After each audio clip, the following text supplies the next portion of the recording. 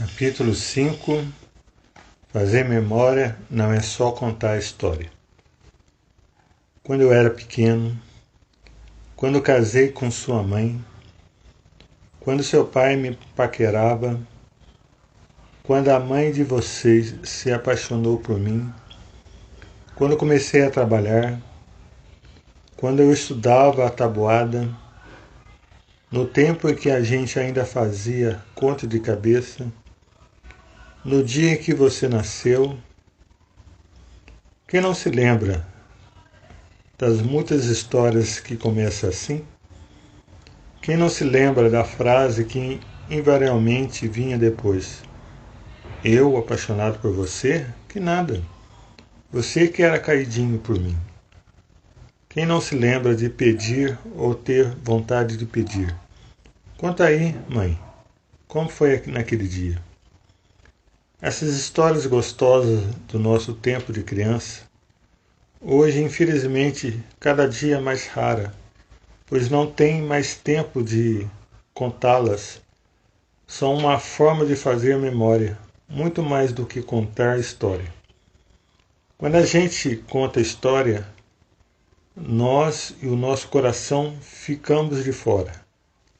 Quando a gente faz memória, a nossa pessoa, o que pensamos, o que sentimos, o que cremos, a maneira que reagimos aos acontecimentos, é o eixo do enredo da história.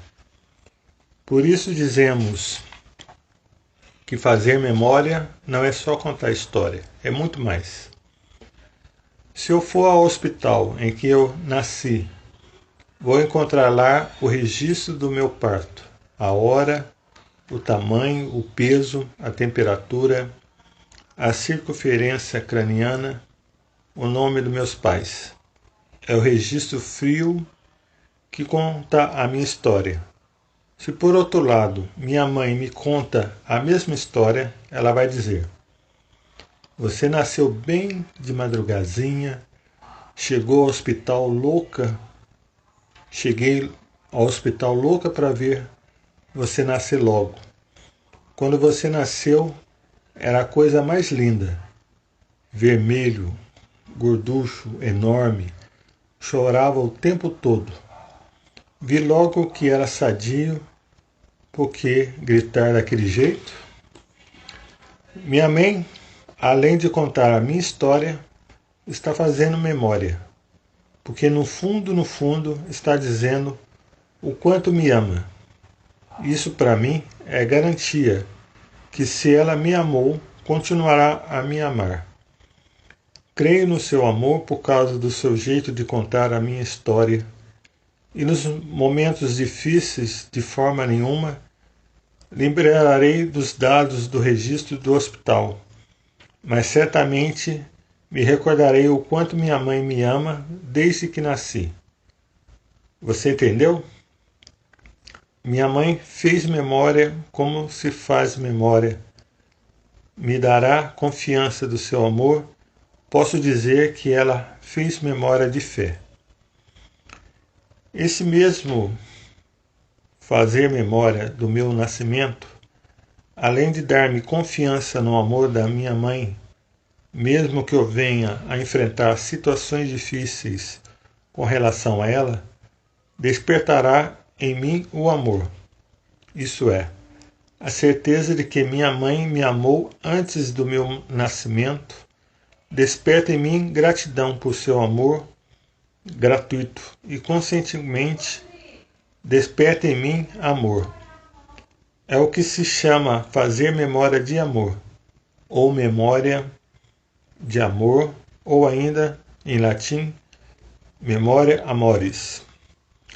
Acontece que essa memória de fé, que me faz ter confiança no presente por causa do amor de minha mãe no passado, esta memória de amor que me faz retribuir com amor o amor que minha mãe me teve, passa a ser em mim memória de esperança.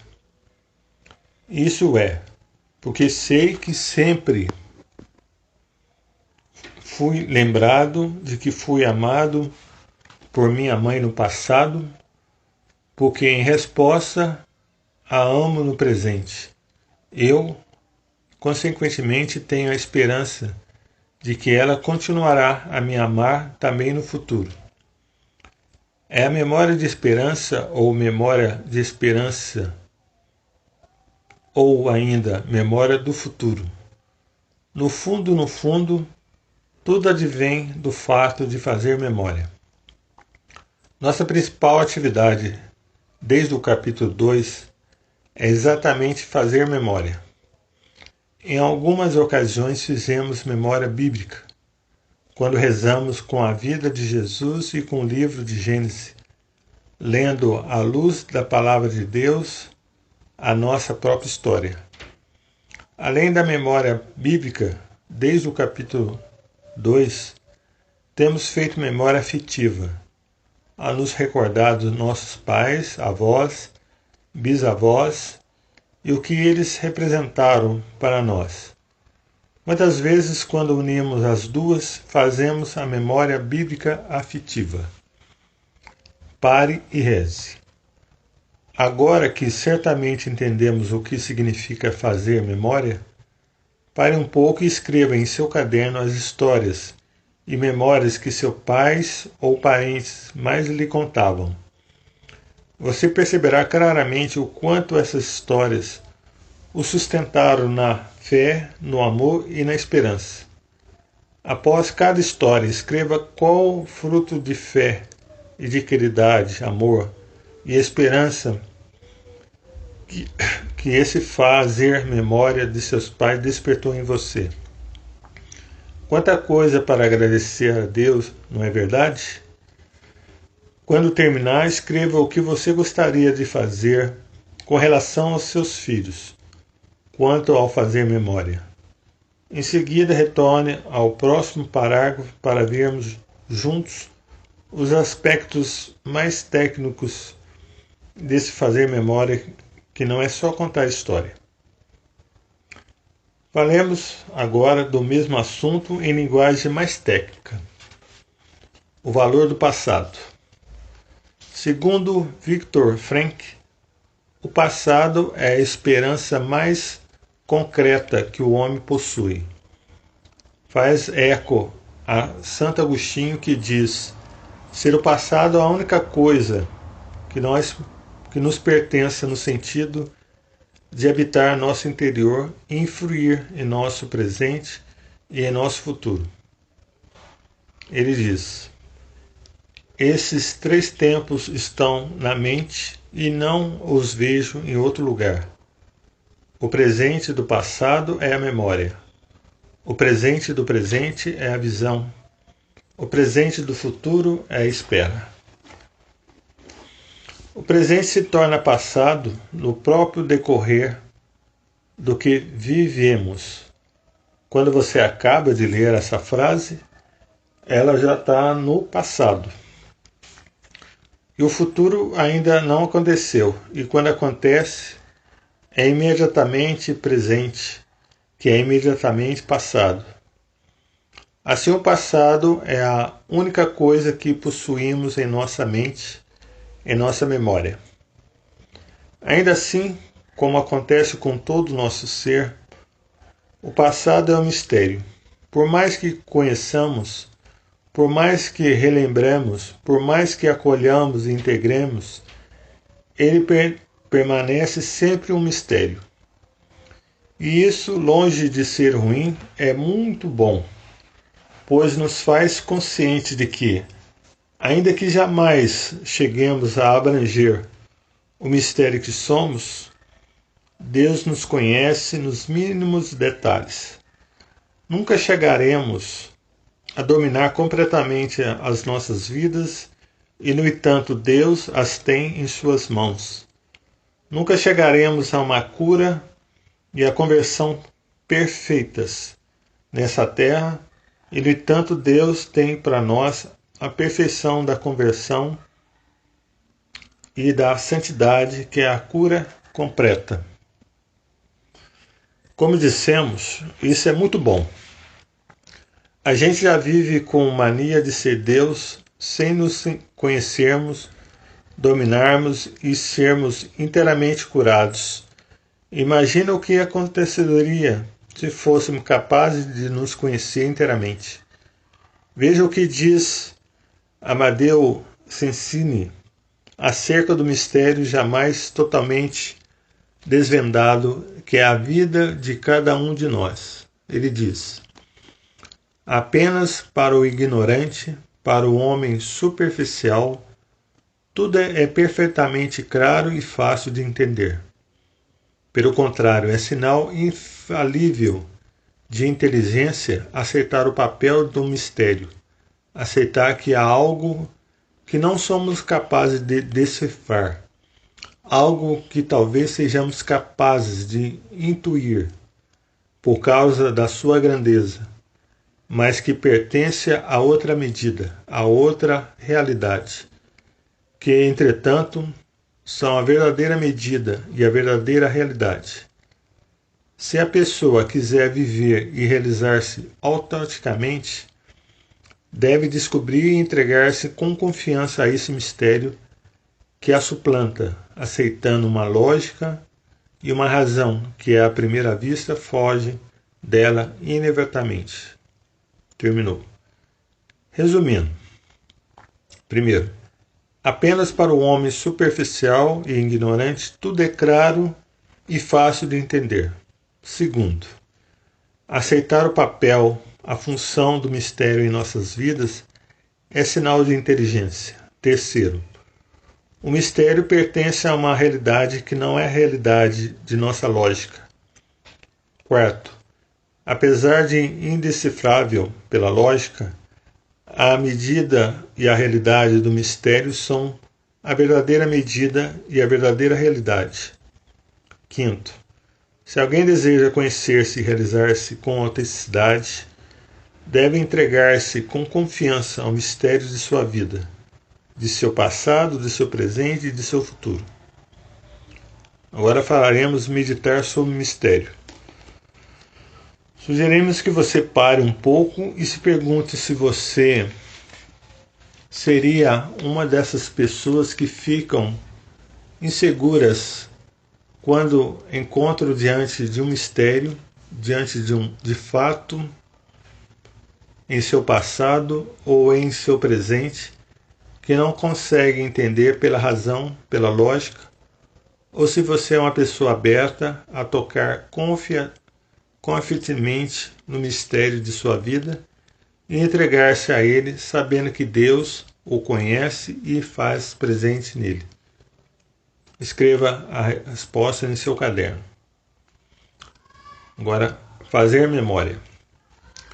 Fazer memória é reviver um fato à luz do amor de Deus por nós e do nosso amor por Ele. Da parte de Deus, esse amor pode ter sido expresso através de outras pessoas ou acontecimentos, ou pelo simples fato de Ele conservar a sua vida.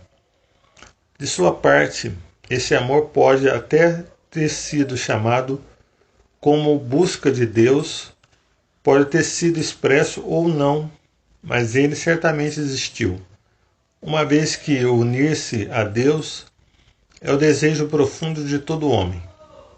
Há três maneiras de fazer memória: a memória de fé, a memória de amor e a memória do futuro, ou memória de esperança. Memória de fé.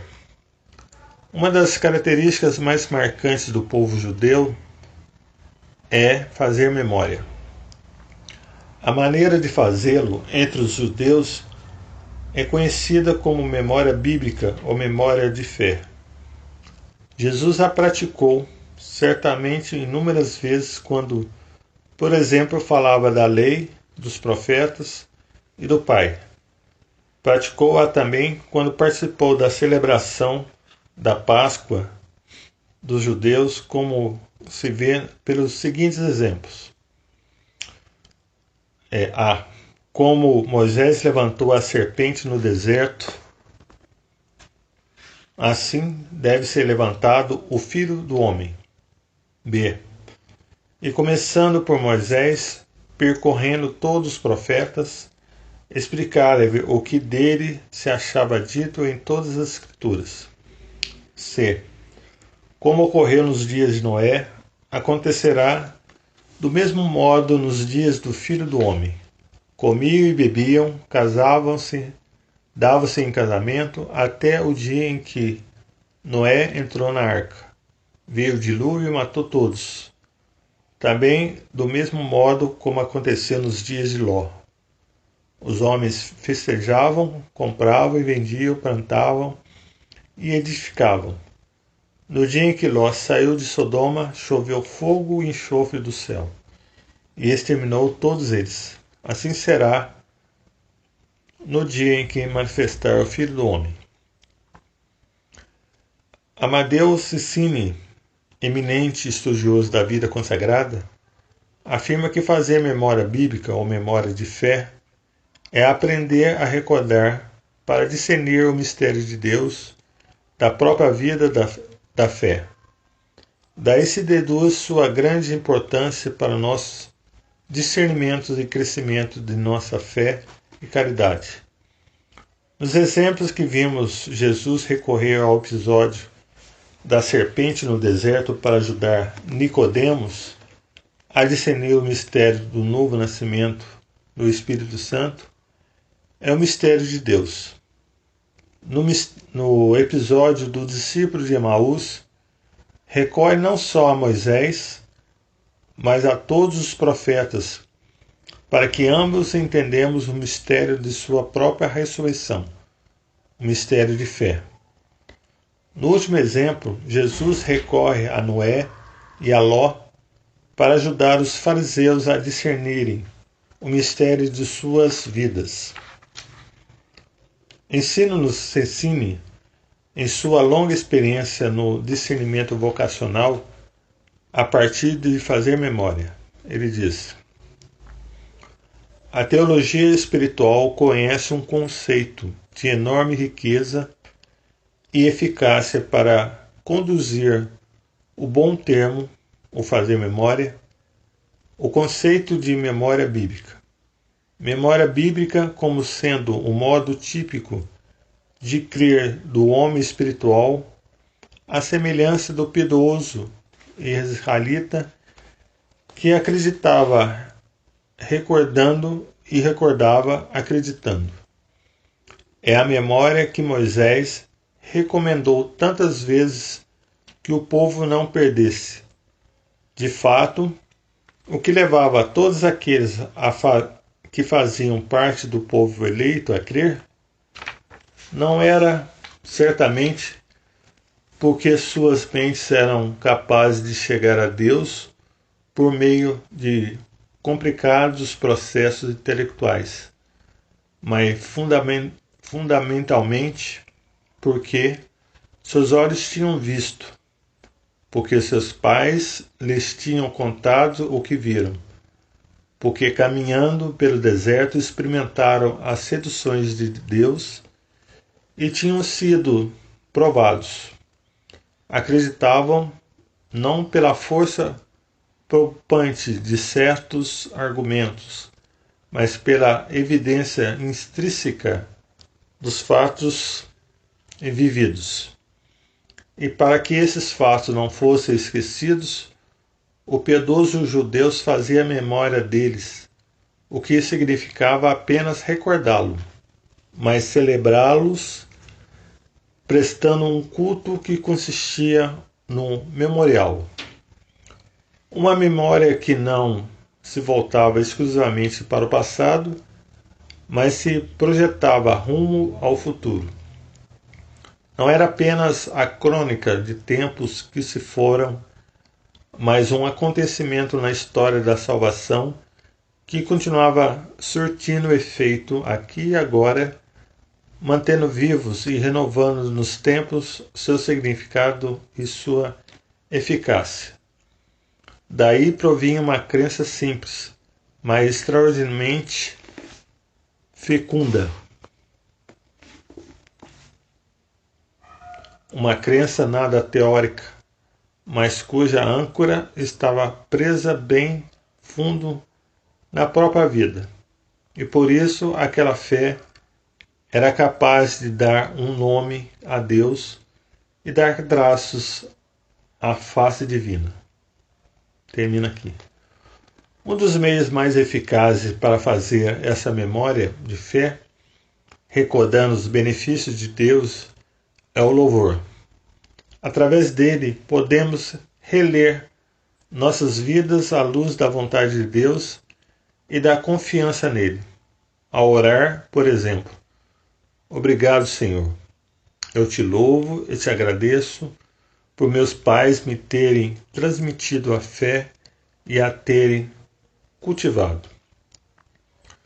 Podemos, porém, ir um passo adiante, pois o louvor pode ser não somente abranger nossa história, mas ligá-la à história da salvação narrada na palavra. Por exemplo, obrigado, Senhor, eu te louvo e agradeço, porque tal como fez Abraão, Isaque e Jacó, meus pais me transmitiram a fé e a cultivaram. No primeiro caso, estaremos fazendo memória de fé.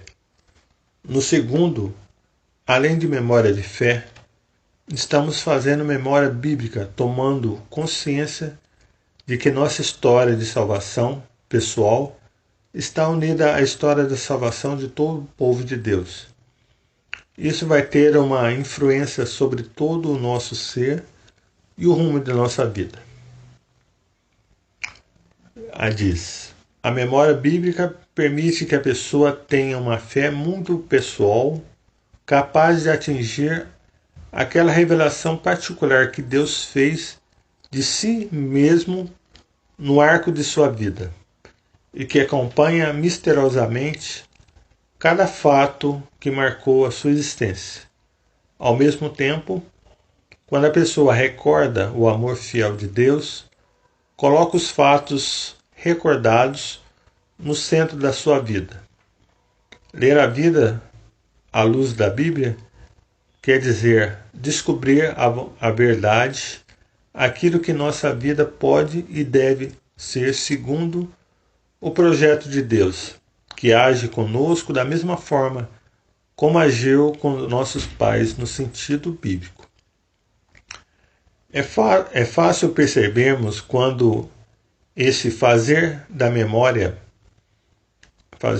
de fé, é não somente importante, mas fundamental para o discernimento da vontade de Deus para nossas vidas, especialmente de nossa vocação e nosso estado de vida.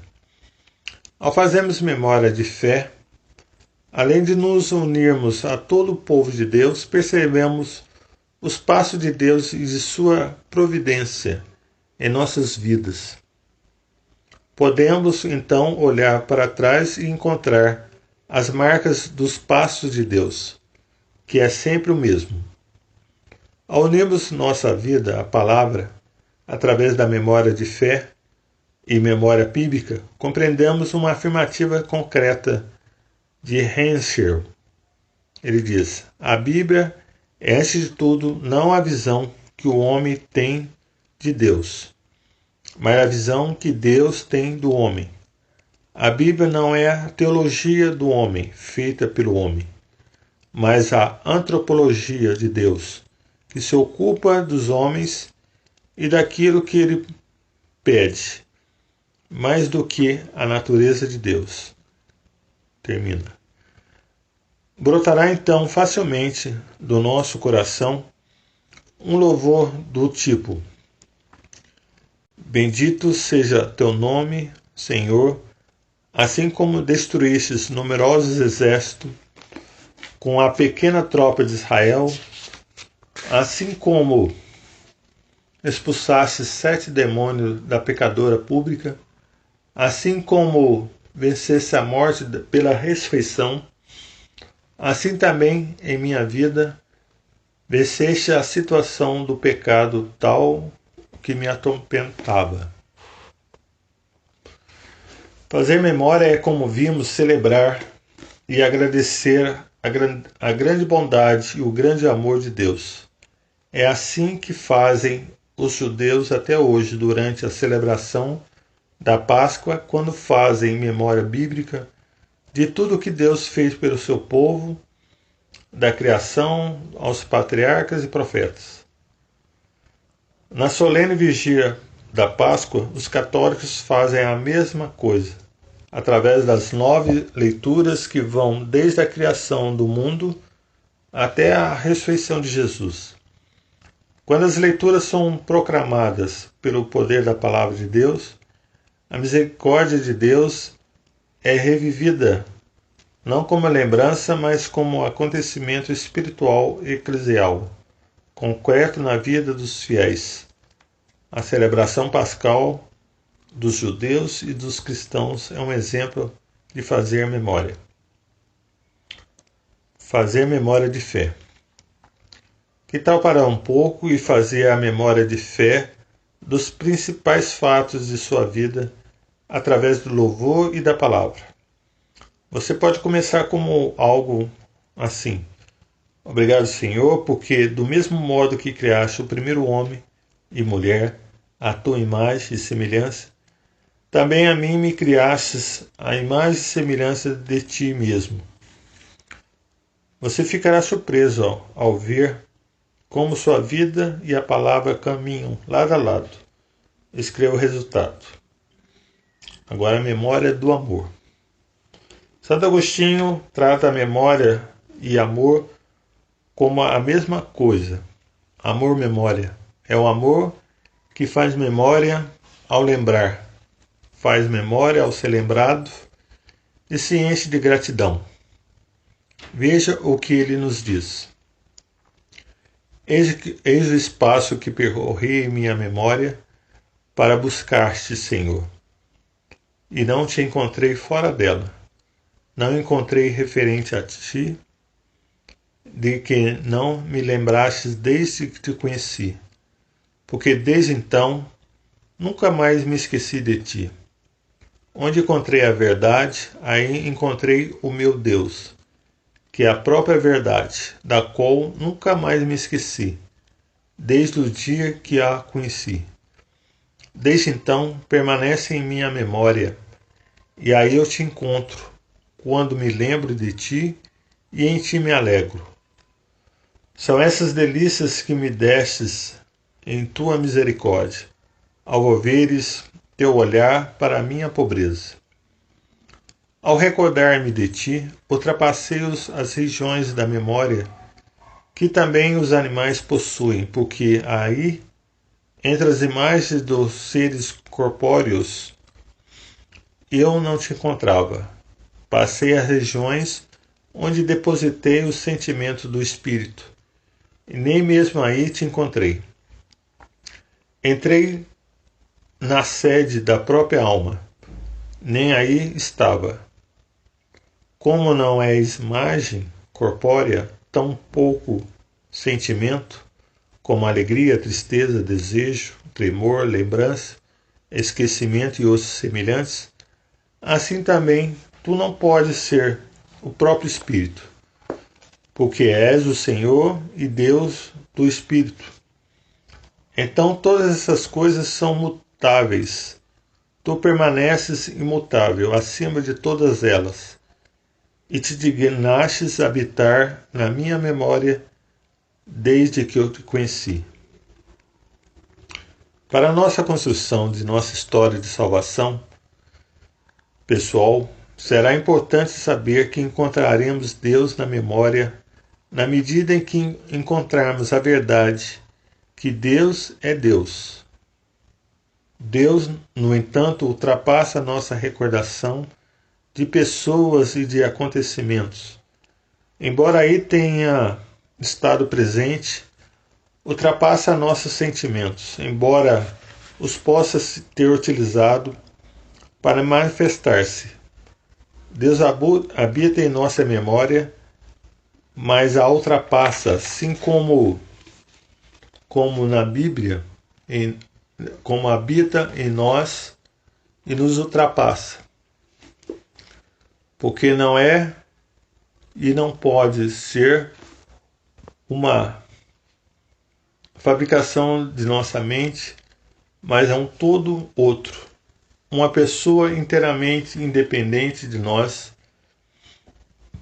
a não ser pelo seu amor que o prende a nós, inteiramente diferente de nós, que não pode ser pelo amor que nos fará semelhante a Ele por participação em seu amor. Os santos iluminam nossa vida. Da mesma forma como fizemos com relação à memória de fé, pare um pouco agora, copie em seu caderno as frases dos textos de Santo Agostinho que mais o marcaram. Em seguida, escreva em poucas palavras 2 ou 3 fatos de sua vida que, ao serem lembrados em um processo de fazer memória de fé, despertam em você gratidão e amor. Memória do futuro ou memória da esperança? Como temos visto, fazer memória, especialmente fazer memória bíblica, enche-nos de esperança ao recordarmos os feitos de Deus no nosso passado. Enche-nos de amor como retribuição ao amor de Deus recordado. A consequência lógica é que fazer memória também nos enche de esperança com relação ao que Deus continuará a fazer em nosso presente e futuro. É a memória do futuro do qual nos fala São João da Cruz. Ele diz: a alma, para se unir com Deus em esperança, deve renunciar toda a posse da memória. A esperança de Deus só pode ser perfeita sobre condição de banir-se da memória tudo o que não seja Deus. Nenhuma forma ou figura, nem imagem alguma, natural ou sobrenatural, ou qualquer apreensão da memória, seja celeste ou terrestre, é Deus ou semelhante a Deus. Logo é necessário que a pessoa fique totalmente desprendida dos conteúdos de sua memória, para não impedir a união da memória com Deus em perfeita esperança.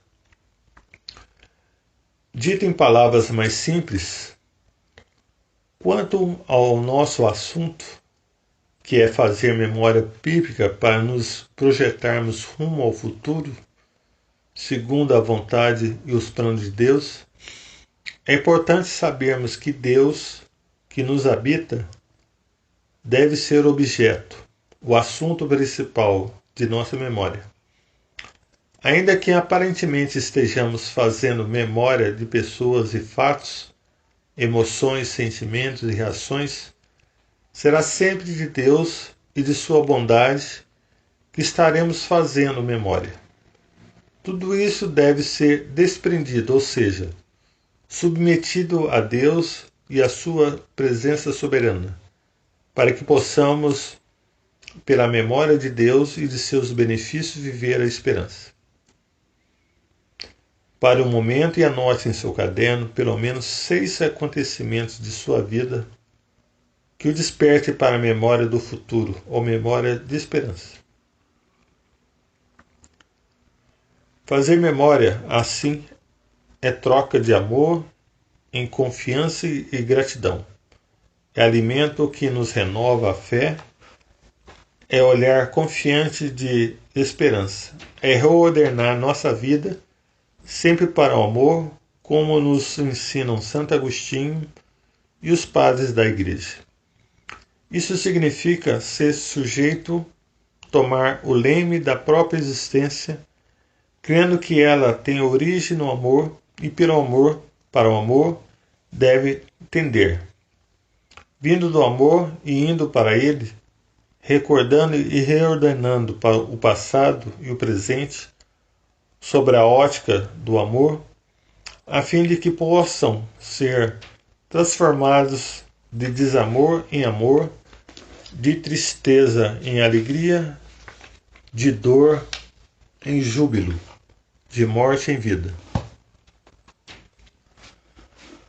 Santo Agostinho A memória, em Agostinho, a memória não é faculdade antiquada, cuja finalidade principal é trazer de volta à imaginação fatos da vida passada ou um mar sem praia, sobre cujas superfícies vagueiam ao acaso os destroços de um naufrágio, mas é uma integração progressiva e unificadora da alma consigo mesma e com sua tradição histórica, um compreender cada vez melhor a si mesmo, um aferrar-se a uma latitude cada vez mais ampla de si, que toma consciência e se aprofunda, sem cessar na experiência de um amor intrínseco a toda a sua existência, um amor que é maior do que qualquer limite e qualquer pecado. Transformando tudo isso em um esquema, teríamos fazer memória, é usar a memória como fé, como esperança, como caridade. É trazer à memória fatos da vida passada, mas não deixá-lo solto, desconecto e boiando como destroços de um navio naufragado na superfície do mar, e sim dar-lhe um sentido, reordenando-o segundo o amor. É partir para uma integração progressiva e unificadora da pessoa consigo mesma. É integrar a vida à própria tradição histórica. É compreender cada vez melhor a si mesmo. É descobrir um espaço cada vez mais amplo em si mesmo. É aprofundar-se em um amor intrínseco a toda a própria existência. É amar a Deus, a si mesmo e aos outros, apesar de qualquer limite e qualquer pecado. Com a graça de Deus, caminharemos em direção a esse amor também nos próximos capítulos. Quem quer amar, quer rezar. Tomo o Salmo 138, no versículo 13 ao 18.